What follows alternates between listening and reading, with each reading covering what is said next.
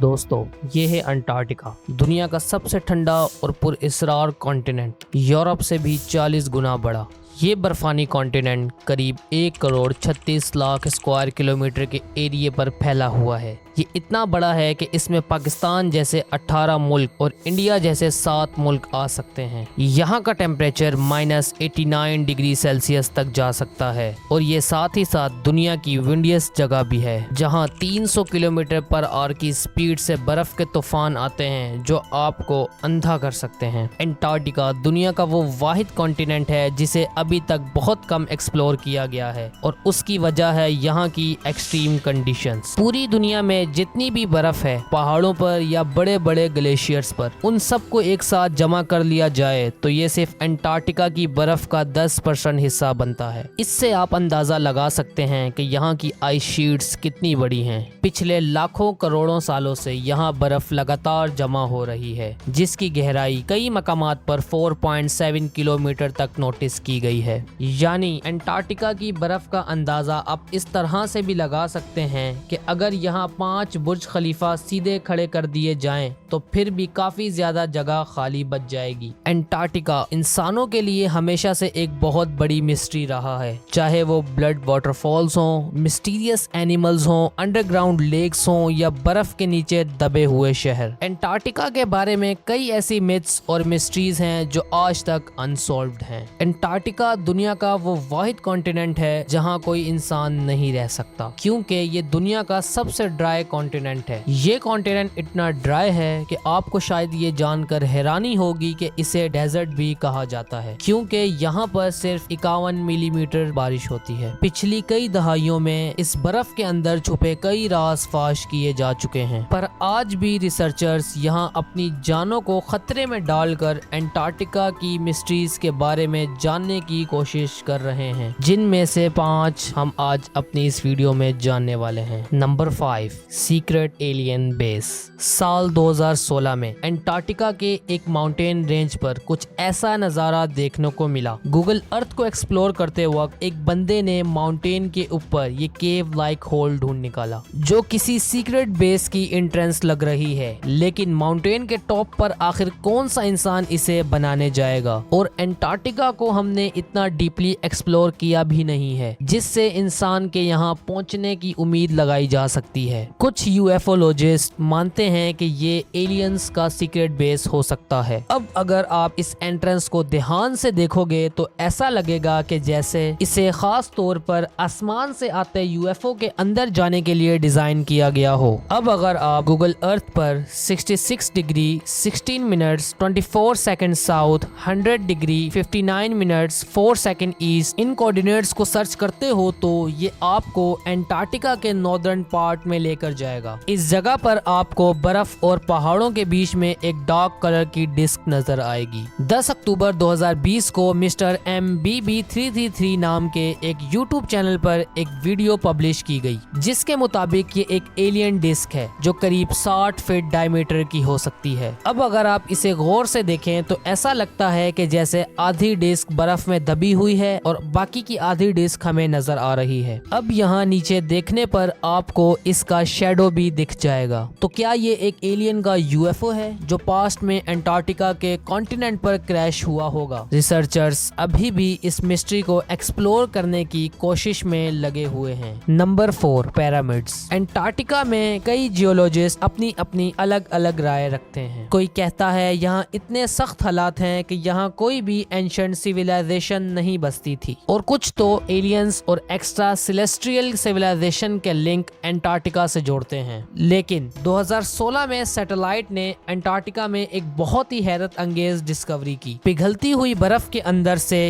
यहाँ पिरामिड्स जैसे स्ट्रक्चर को उभरते हुए देखा गया। इस फोटो ने जियोलॉजिस्ट में एक नई बहस छेड़ दी। इसकी चारों साइड्स बिल्कुल ऐसी दिखती हैं जैसे इजिप्ट के पिरामिड्स की हैं, और एक एक साइड एग्जैक्टली 2 किलोमीटर बड़ी है। रेफरेंस के लिए आपको बताते चलें कि गीजा के सबसे बड़े पिरामिड की साइड सिर्फ 750 फीट या फिर 220 मीटर ही हैं। इस बात के काफी ज्यादा चांसेस हैं कि ये कोई नेचुरल फॉर्मेशन नहीं बल्कि किसी एंशिएंट सिविलाइजेशन के हाथों बनाए हुए पिरामिड्स हैं। और अगर वाकई ही ये किसी ने बनाए हैं तो फिर ये भी मुमकिन है कि इतने बड़े अंटार्कटिका में और भी कई पिरामिड्स होंगे या उनसे रिलेटेड सीक्रेट्स बर्फ के अंदर ही दफन होंगे। अब अगर कुछ देर के लिए इस थ्योरी को सच मान लें तो हमारे जहन में बहुत सारे सवाल पैदा होते हैं कि आखिर वो कौन लोग थे और इतनी ज्यादा ठंड होने के बावजूद भी उन्होंने ये काम आखिर कैसे अंजाम दिया। ये बात बिल्कुल सही है कि आइस कोर ड्रिलिंग से यहाँ लाखों साल पुरानी बर्फ के सैंपल्स भी मिले हैं, जिससे ये प्रूफ होता है कि लाखों करोड़ों साल पहले भी यहाँ ऐसे ही बर्फ होती थी जिसमें जिंदगी का होना पॉसिबल नहीं है। पर 2017 में यहाँ जर्मन जियोलॉजिस्ट की एक टीम ने कई जगहों पर कोर ड्रिलिंग की और जब रिजल्ट सामने आया वो काफी हैरत अंगेज था। कोर ड्रिलिंग में हजारों साल पुरानी जड़ी बूटियों और दरख्तों के सैंपल भी निकल कर सामने आए जो हजारों फीट बर्फ के नीचे ही दफन हैं।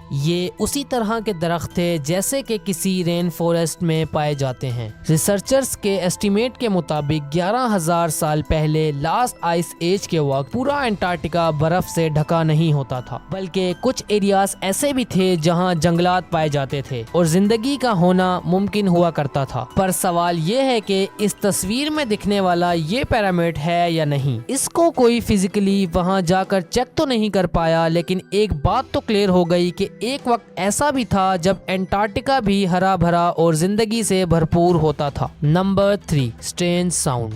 2002 में अंटार्कटिका का एक बहुत बड़ा बर्फ का हिस्सा टूटकर समंदर में शामिल हो गया। लार्सन बी नामी ये आइस शेल्फ 3,250 स्क्वायर किलोमीटर बड़ा और तकरीबन 220 मीटर मोटा था। यूं समझ लें कि ये कराची के साइज जितना बर्फ का टुकड़ा था। इतना बड़ा आइस शेल्फ समंदर के नजर होते ही जल्दी ही पिघल गया और जाहिर है उसकी वजह से समंदर के पानी में भी भरपूर इजाफा देखने को मिला। साइंसदानों और रिसर्चर्स ने पहले ये समझा कि शायद ग्लोबल वार्मिंग की वजह से लार्सन भी अंटार्कटिका से अलग हुआ है। अगली बार ऐसा ना हो और कोई दूसरा आइस शेल्फ अंटार्कटिका से अलग होकर समंदर का लेवल ना बढ़ाए। इसलिए रिसर्चर्स की एक टीम ने अंटार्कटिका के नॉर्थ में रोस आइस शेल्फ की बर्फ के अंदर 34 सेंसिटिव सेंसर्स लगाए। वो असल में जानना चाहते थे कि किन वजूहात की वजह से आइस शेल्फ टूटते हैं और इन्हें कैसे रोका जा सकता है। आपको यहाँ बताते चलें कि जिस तरह डेजर्ट्स के डूम्स होते हैं उसी तरह अंटार्कटिका में भी बर्फ के डूम्स होते हैं जो कि आइस शेल्फ को कवर करके उनको अच्छी तरह इंसुलेट किए होते हैं। इन सेंसर्स की मदद से आइस शेल्फ की फिजिकल प्रॉपर्टीज और उसके स्ट्रक्चर के बारे में पता लगाया जा रहा था, लेकिन जो रिजल्ट निकल कर सामने आया उसने पूरी साइंटिफिक कम्युनिटी में हलचल सी मचा दी। रिजल्ट से मालूम पड़ा कि रोज आइस शेल्फ हर वक्त अपने आप वाइब्रेट कर रहा है और उसके अंदर से ये आवाज सुनाई दे रही थी। इस आवाज की फ्रीक्वेंसी सिर्फ 5 हर्ट्ज है। इसी वजह से ये आवाज इंसानी कान डायरेक्टली नहीं सुन सकते, पर सेंसर से आने वाला डेटा साफ साफ इस बात की गवाही दे रहा था कि यहाँ कोई तो ऐसी ताकत है जो इतने बड़े आइस शेल्फ को नॉन स्टॉप वाइब्रेट कर रही है। कई महीनों की रिसर्च के बाद इस आवाज में कुछ तब्दीली देखी गई। उस दौरान ये भी नोटिस किया गया कि मौसम बदलते ही आइस शेल्फ के अंदर से आने वाली आवाज भी बदल जाती है। फिर आखिरकार ये नतीजा निकाला गया कि रोज आइस शेल्फ की ये आवाज हवाओं की वजह से पैदा होती है। यहाँ की तेज हवाएं जैसे ही अपनी डायरेक्शन चेंज करती हैं तो आइस शेल्फ के अंदर से आने वाली आवाज भी बदल जाती है। ठीक उसी तरह जैसे किसी फ्लूट में हवा कम या ज्यादा करने से उसकी आवाज चेंज हो जाती है। अब रिसर्चर्स इस आवाज को सुनकर अंदाजा लगाते हैं कि आइस शेल्फ के अंदर क्या चल रहा है, उसकी मजबूती कितनी है और वो मेन लैंड से अलग हुआ है या नहीं। Number 2, underground ice lakes. Antarctica की मोटी बर्फ के नीचे किसी भी चीज को इमेजिन करना काफी मुश्किल है। लेकिन हकीकत ये है कि साइंसदानों ने यहाँ कई अंडरग्राउंड लेक्स डिस्कवर की हैं। 1970 में रेडार्स की मदद से एंटार्क्टिका के नीचे पहली लेक डिस्कवर की गई। एक एस्टिमेट के मुताबिक अभी तक 400 से भी ज्यादा लेक्स डिस्कवर की जा चुकी हैं, जो पिछले हजारों सालों से बर्फ के अंदर अभी तक फ्रीज नहीं हुई। इनमें सबसे बड़ी लेक वोस्टॉक है, जिसको रशियन साइंटिस्ट ने डिस्कवर किया था। ये न सिर्फ एंटार्क्टिका की सबसे बड़ी बल्कि वॉल्यूम के हिसाब से दुनिया की तीसरी बड़ी लेक भी मानी जाती है। 3.5 किलोमीटर नीचे छुपी इस लेक में से जब सैंपल्स निकाले गए तो इसका पानी -3 डिग्री सेल्सियस होने के बावजूद भी फ्रीज नहीं था, और ये पिछले 2 करोड़ साल पुरानी लेक है।